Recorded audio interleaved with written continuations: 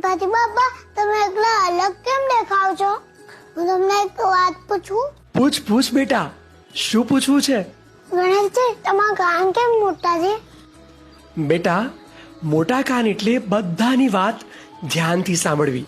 દુનિયામાં જે સારું છે એને સાંભળો અને ખરાબ વાતોને છોડી દો.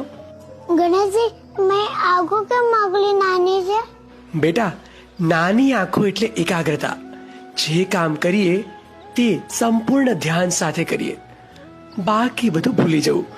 તમારી સૂંઢ એટલી કેમ મોટી છે? લાંબી સૂંઢ એટલે ફ્લેક્સિબિલિટી. જીવનમાં પરિસ્થિતિ પ્રમાણે બદલાવ લાવવો, નાની મોટી દરેક વસ્તુ પહોંચવા માટે સક્ષમ થવું.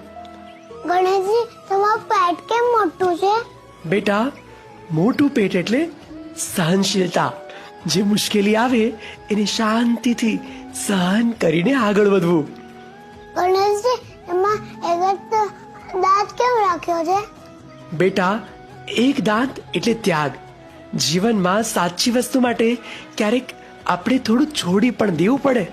અરે વાહ, હવે સમજાયું. તમે તો અમને જીવન જીવવાનો સાચો રસ્તો બતાવ્યો છે.